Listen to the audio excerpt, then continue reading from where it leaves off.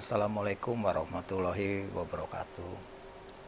Hari ini saya coba mencermati ya masalah-masalah sosial politik di Tulungagung yang akhir-akhir ini saya lihat semakin tidak kondusif.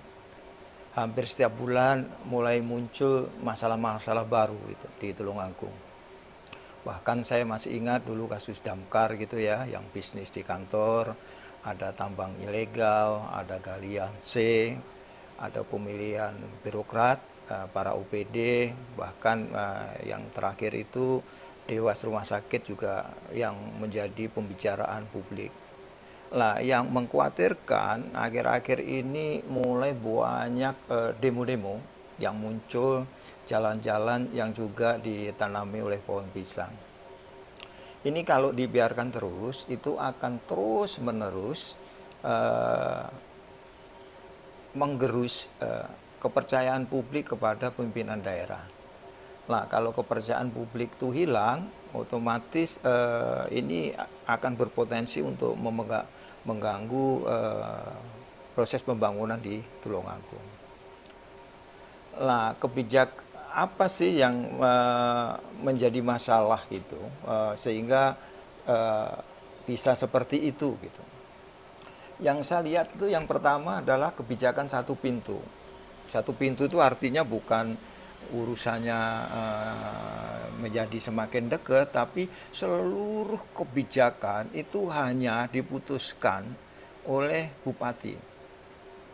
Bahkan Wabub pun, Wakil Bupati pun yang dari awal itu berkomitmen bersama itu dikesankan tidak dilibatkan. Sehingga bahkan ini bisa menimbulkan kecurigaan-kecurigaan terhadap oleh masyarakat. Jadi menimbulkan ada apa ini kok secara diam-diam semua diputuskan. Nah, yang kedua adalah banyak masalah di Tulungagung itu hampir ya, mulai kasus Damkar, galian C, tambang ilegal, itu tidak diselesaikan dengan cepat gitu. Sehingga cenderung masalah ini terus menerus menumpuk yang akhirnya kayaknya yang penting lama-lama masyarakat lupa deh gitu.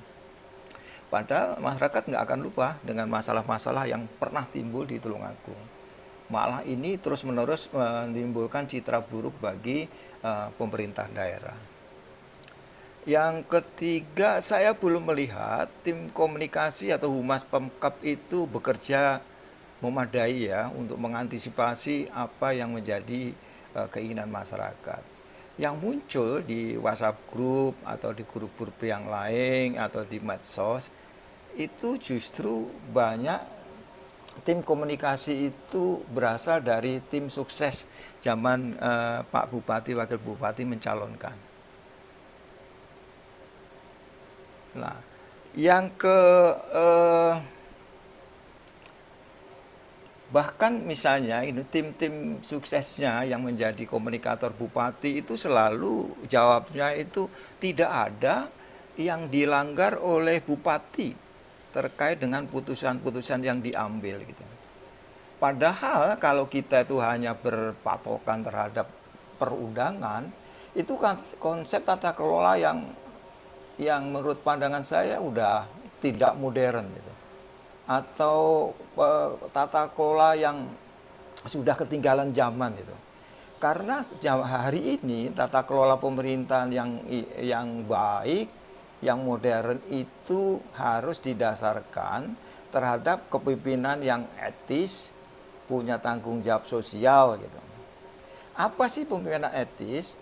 Pemimpinan etis ya pemimpin yang empati terhadap kepentingan publik, bukan sebaliknya publik diminta memberi empati terus ke Pak Bupati gitu. Nah, apa sekarang usulan perbaikan setelah kita lakukan beberapa kritik gitu terhadap kondisi di Tulungagung. Yang pertama, ganti itu kebijakan satu pintu menjadi satu atap. Jadi supaya mengurangi kecurigaan publik terhadap putusan-putusan yang publik pun sama sekali tidak tahu sebab musababnya gitu. Yang kedua, wajib ini Pak Bupati rekonsiliasi dengan Pak Wagub. Harus rukun kembali. Rukun maneh. Bareng-bareng membangun Tulungagung. Nah, yang ketiga usulannya adalah bubarkan tim sukses yang dulu jadi tim suksesnya Pak Bupati. Karena menurut pandangan saya, tim sukses itu justru jadi kendala untuk publik itu bisa berkomunikasi langsung dengan Bupati. Jadi kesannya akhirnya di tingkat bawah itu seperti adu argumentasi gitu, tapi informasi itu tidak nyambung tidak connect ke Bupati, sehingga menimbulkan miskomunikasi, baik dari sisi Bupati maupun dari publik ke Bupati.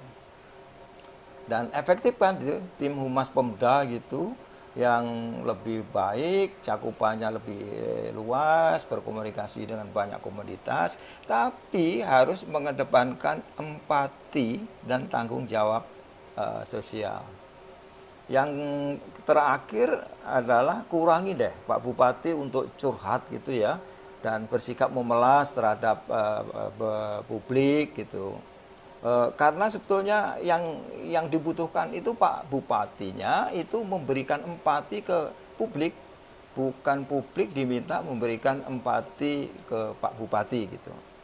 Dan harus kuat, ambil komando terkait dengan penyelenggaraan pemerintahan. Saya yakin kalau semua masalah-masalah itu diselesaikan dengan baik, maka empati publik kepada Bupati itu akan naik. Jadi kepercayaan publik terhadap Bupati itu akan naik itu dengan kerja nyata gitu. Terutama problem-problem yang ada itu segera selesaikan. Demikian Pak Bupati, yuk misalnya kita bisa deh diskusi untuk untuk memikirkan Tulungagung yang lebih baik. Akhir kata, wassalamualaikum warahmatullahi wabarakatuh.